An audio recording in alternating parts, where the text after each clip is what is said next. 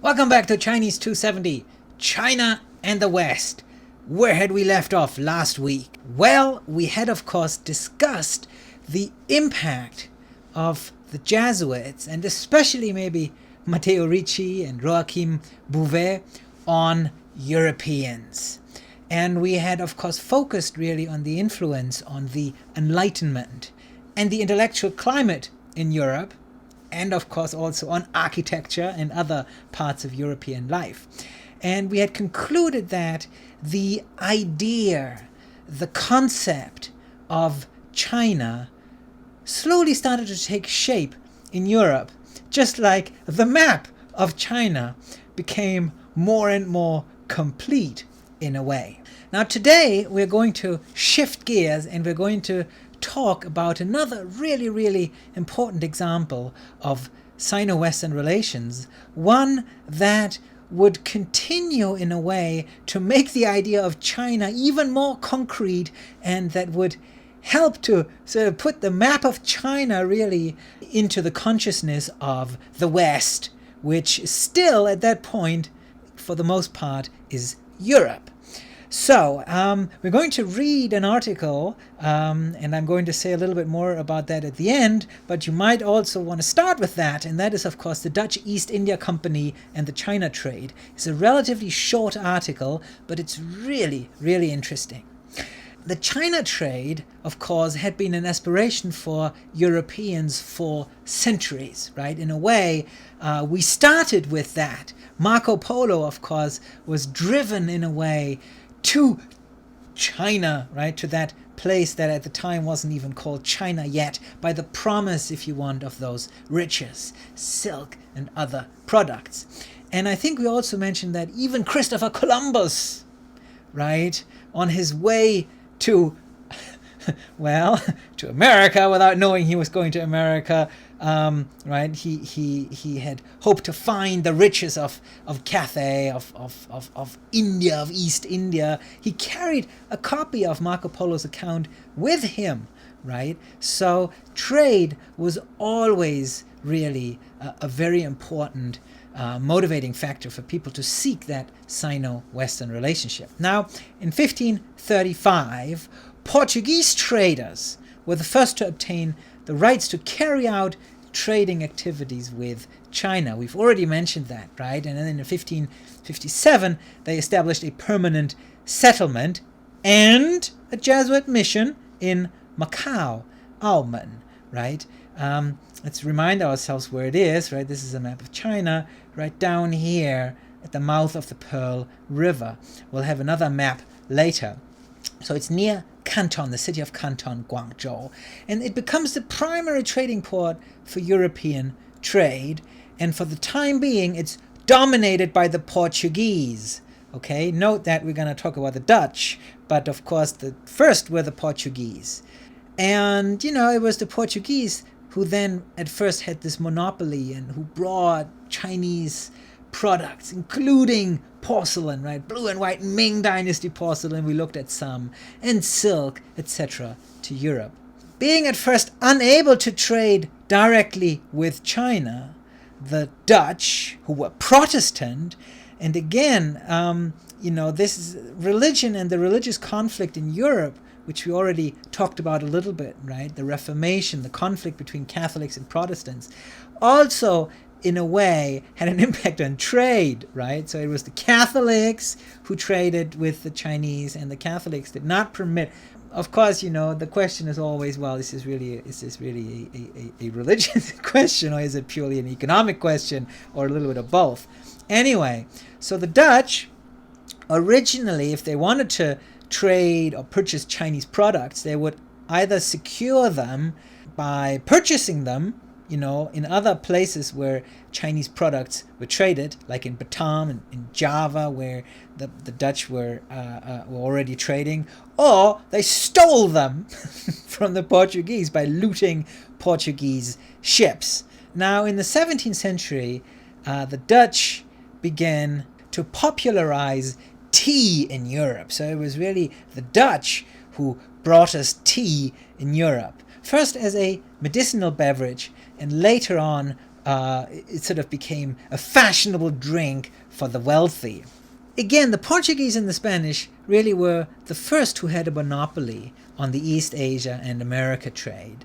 But following the Spanish-English War and the sinking of the Spanish Armada, England and other northern European, mostly Protestant countries, began to challenge the Iberian trade practices, Portuguese and the Spanish. And this led to the foundation of what is usually referred to as East India companies, and that is really at the core of this class today.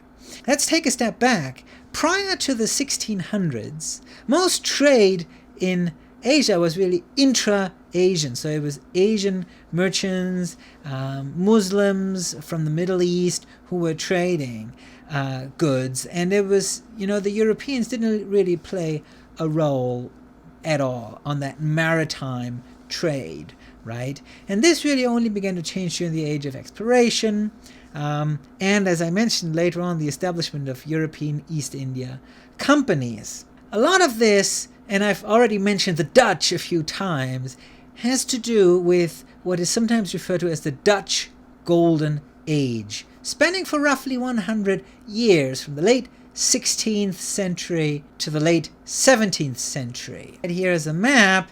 Here are the Low Countries, right? The Netherlands. Here we have England, right? And again, this has a lot to do with that split, that conflict between Protestants and Catholics.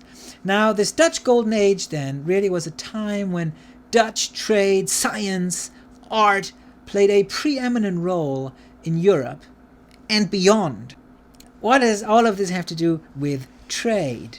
Now, various Dutch trading companies in these wealthy trading cities along the North Sea eventually got together. They amalgamated in 1602 into what came to be known as the Dutch East India Company. Vereinigde Oost-Indische Compagnie, more or less. VOC, translates as United East India Company. Now, this multinational corporation was financed by shares that established the first modern stock exchange, the Amsterdam Bourse. Okay, so people could buy shares in these company, right? This company raised private capital, right? Individuals, wealthy people or other merchants could purchase shares in this company, right? And this is really, really important because it's essentially the beginning of modern Western-style capitalism. Now, the company received a Dutch royal monopoly on Asian trade, and it became the world's largest commercial enterprise of the 17th century. In large part thanks to its trade monopoly with Japan. They sort of had a base in Nagasaki. They were the only Westerners to be allowed to trade with the Japanese, and then later Southeast Asia. The British East India Company, very similar in its structure, was actually founded a little earlier, but they kind of came a little later to the China and East Asia trade. So similarly, they were founded by a royal charter that provided them exclusive trading rights or monopolies for trade with India, other places in Asia. Now, the royal charter also guaranteed some insurance against risks. I think we've mentioned this several times. Remember, these journeys were really dangerous, took a long time, a lot of things could happen, including, of course, your ships could be looted, right, by the Portuguese or the Spanish or by, other competitors out there. But of course, it was also just a dangerous journey, the winds and the storms, etc. Now, by providing some form of insurance, this, of course, mitigated the risk. It limited the liability to its shareholders, and it, made it, in a way, even more profitable, right? Because you didn't have to factor in quite all that much risk. by the late 17th and early 18th centuries, various European countries had set up East India companies, right? So we have the Dutch, the English, Scandinavian, right? We have the Danish and the Swedish, even a Prussian East India company. And they all engage in the China trade in Canton. And, the commodities that are being traded are tea, silk, porcelain, and luxuries, right? We've already discussed this.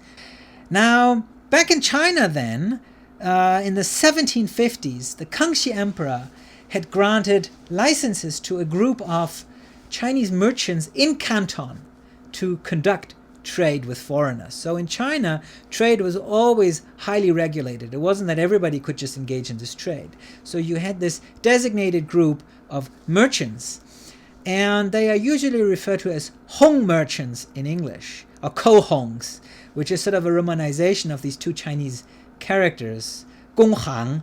These co-merchants and the foreigners they dealt with amassed immense wealth from this trade. So this trade was really mutually beneficial.